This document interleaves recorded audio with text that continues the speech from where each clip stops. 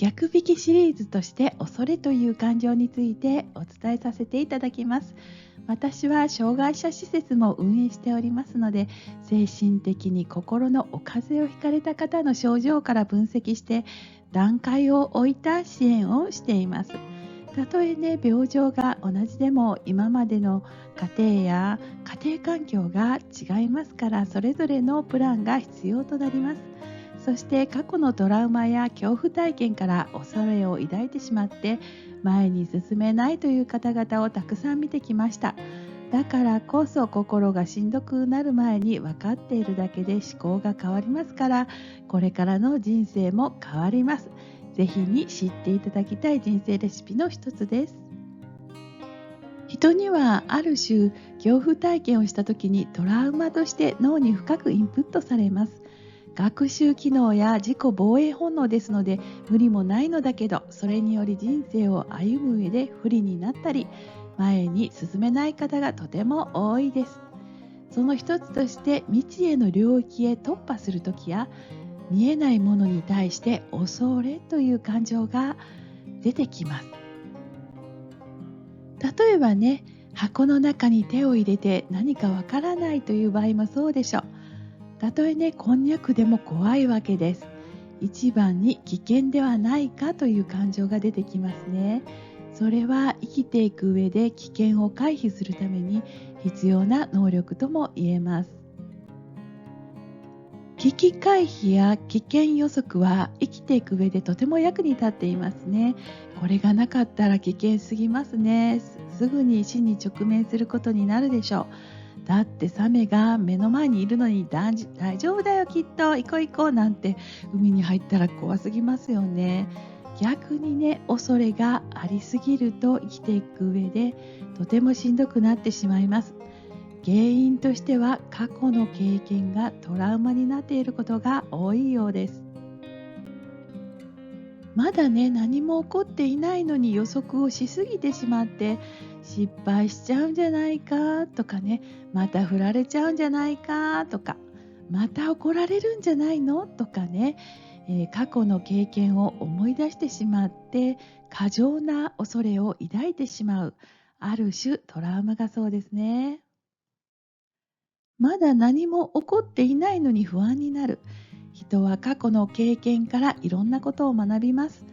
プラスの学びもありますが、マイナスの学習もあるのです。過去の嫌な経験、失敗した経験、傷ついた経験があるからこそ、また嫌な目に遭わないように、もう失敗しないように、もう自分が傷つかないように防衛する心理が出てきます。これが恐れの正体です。例えば大好きな人ができてね、告白しようと考えたとしますね。成功したことを考えるとワクワクすると同時に失敗した時の怖いという感情が同時に出てきます。ポジティブラインであれば、この人と付き合えたら嬉しいな、あんなこともしたい、こんなこともしたい、デートはここ行きたいとかね、いろんなことを考えるとワクワクしますよね。ネガティブラインは、振られてしまったらどうしよう、嫌われちゃったらどうしようという恐れがいっぱい出てきます。過去の経験がこの恐れを作っています。先ほどね、過去の経験からと申し上げましたが、実は経験がなくても同じようなことが起こることが分かっています。例えば告白で断られた経験がない場合も恐れという感情が出てきます。実際のお話です。A さんは過去に人から拒絶されたと思い込んだ経験から前に進めなくなってしまいました。A さんの性格はとてもピュアでおとなしいタイプの、とても見かけも心も素敵な方です。子供の頃に遊ぼうと頑張って言ってみました。そうすると子供って空気を読まないので、ある意味残酷ですよね。やだときつい言葉で断られたそうです。以降は怖くて自分から誘うことができなくなった。誘われたら遊ぶというスタイルになったそうです。恋愛経験がないのに同じように断られたらどうしようと考えてしまい、告白をできずに今に至るそうです。それで10年後の同窓会で再会し、告白をしたかった相手が結婚指輪をされていたそうです。そして彼女の方から話しかけてくれ、実はあなたのこと好きだったのよねなんて言われたそうです。ガビーンですよね。相思相愛だったわけじゃないですか。それからさらに悔やんだそうです。知らない方が良かったと言われましたが、聞いた私はね、いや違うんじゃない、良かったんじゃないの、聞いて良かったと思うよ、少し自信持てないですか、良かったんじゃないですか、あなたのことを好きと言ってくれる人がいたことが分かったんだし、過去には戻れないのでこれから前に進みましょうねというお話をしました。ここでどう思うかで、これからの人生がね、プラスかマイナス人生になるか変わってくると思いますよ。マイナス思考になると、さらなるトラウマをプラスしてしまうという結果になってしまいますからね。他の事例では何か物をあげようと思って近づいたのに受け取ってもらえなくて傷ついてしまった経験。あの時のように傷つくのは嫌だ。ハートが痛くなる思いはもう嫌だという恐れの感情が生まれます。そうです。自分がこれ以上傷つくことが嫌という恐れが出てきます。もう傷つかないようにという過去の経験から未来への防衛が恐れの正体です。家庭でもね、起こりますよ。特に女性は男性恐怖症の方も多くおられます。過去の恐怖体験から男性恐怖症となり、仕事でね、転職を繰り返し精神的にしんどくなった方の事例です。B さんは急に話しかけたりするとビクッとねしてしまって体が硬直しているのが見て取れます。だから、小声でねゆっくり話を仕掛けて少しずつ距離を縮めていく必要があるという方です。どうしてこうなったのかを分析すると、 B さんのお父さんは体格も声も大きく、学生時代は体育会系で上下の人間関係が厳しいため、子育ても同じようにかなり厳しく育てられたそうです。これが教育と思い込んででも出されていたようです。ここまで言うとひどい方のようにね思えるかもしれませんが、実際にね、お話をさせていただきますと、そんなひどいお父さんには見えませんし、そうでもなさそうです。とてもお嬢さんを愛しておられるのがお話の隅々から理解できました。だけどちょっとやりすぎたのかもしれませんね。幼少期の頃に、されることと大人になってからされることであれば、受け取り方がかなり変わってきますね。B さんからポツポツとお話をしてくださいました。小さい頃にすぐ耳元で大声を出されて怒られたことが多くあり、いつも怒られないようにお父さんのご機嫌を取ったり、自分がね悪いことをしないように、怒られないようにいつも備えていたそうです。どうしたらお父さんが機嫌よく過ごしてくれるか、裏返してみると自分に危害が与えられないかということです。食事もあまり量が食べられない B さんは、口にいっぱい放り込んでトイレに駆け込んで吐き出したり、ポケットに袋を入れて処理をしていたそうです。ここまで聞くとね、悲痛な叫びに聞こえてきます。こんな幼少期の経験があり、現在に至るわけです。仕事では目上の上司が怖かったそうです。できるだけ女性ばかりの職場を求めますが、求人にはそう書いてはくれないですよね。実際にはそしてあまりないです。そして選べるほど自分に自信もない。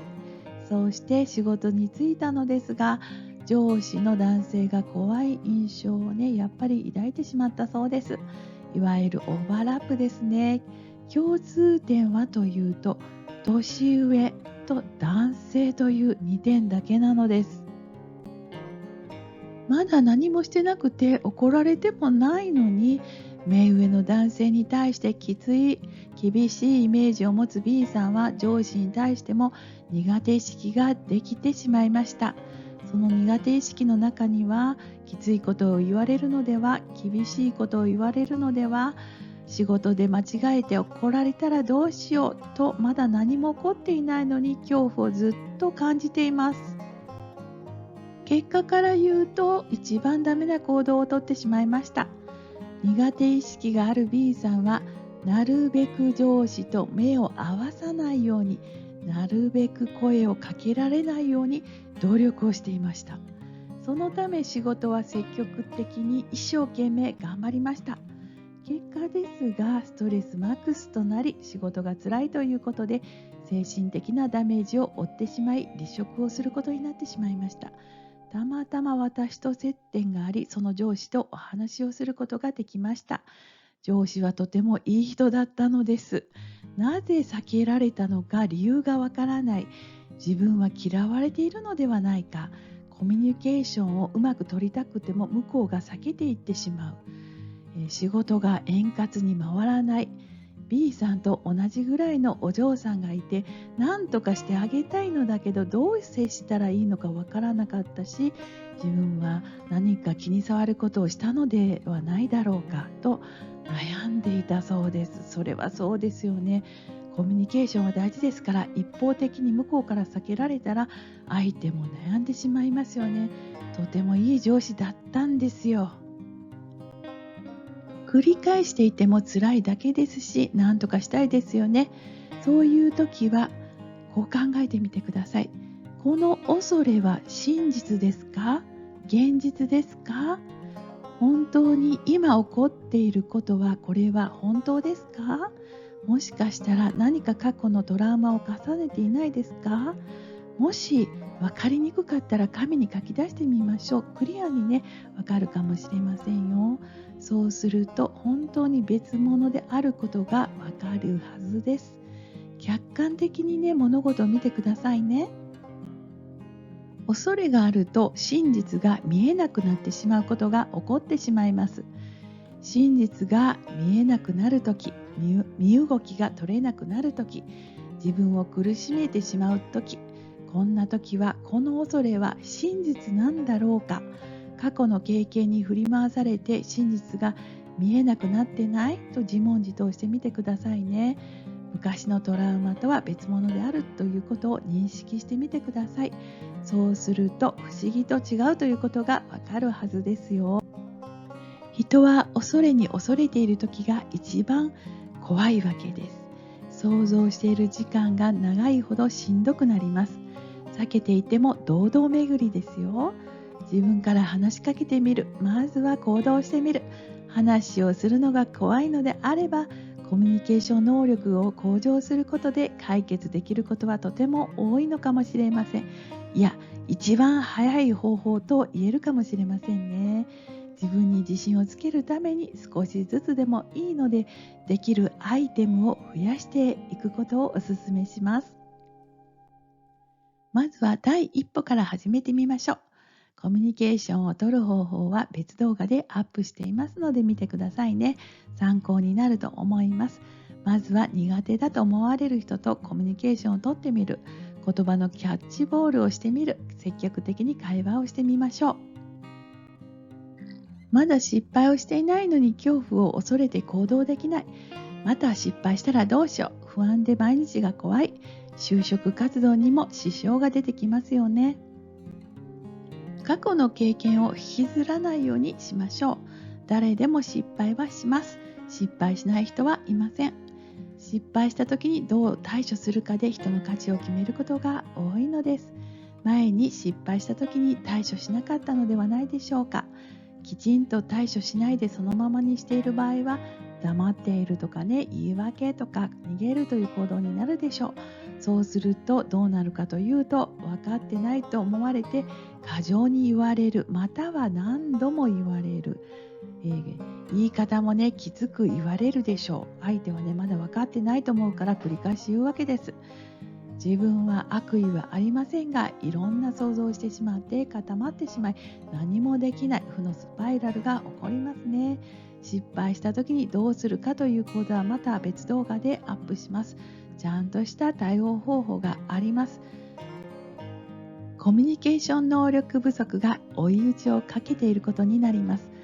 コミュニケーション能力があると失敗しても怖くないし、誠意ある大人の対応ができます。失敗をした後どうするかが大事であって、逆にピンチをチャンスにさえできます。失敗と書いて経験と読んで理解をしてみましょう。失敗と思えば失敗ですが、経験と思えば経験になります。失敗を悔やむより一つ経験したな、より成長したなと思う方がプラス効果が出てきます。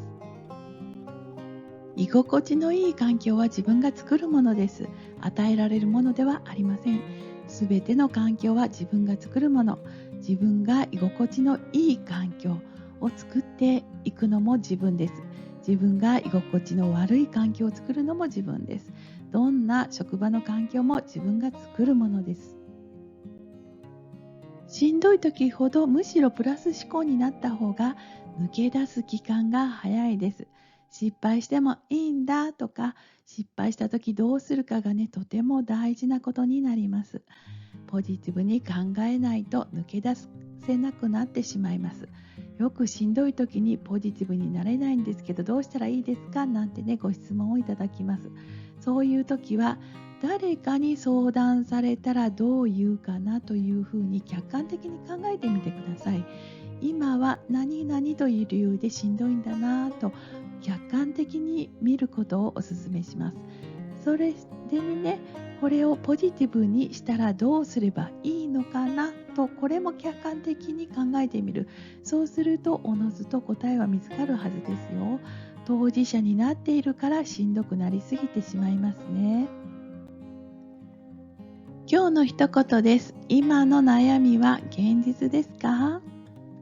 しんどくなった時にぜひしてほしいことは客観的に見ていただいて、今の悩みは本当か、それとも恐れから来る感情なのかということを考えてみてくださいね。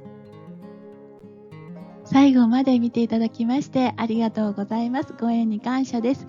人生を自由にするためのレシピをたくさん紹介していきます。自由に生きていきたい方をいっぱいにしてお互いに相乗効果を出していきたいと思っています。チャンネル登録だけしておいてくださいね。またその時にご案内ができるかと思います。ミラクルを起こしていきましょう。では次回の動画でお会いいたしましょう。ありがとうございます。感謝です。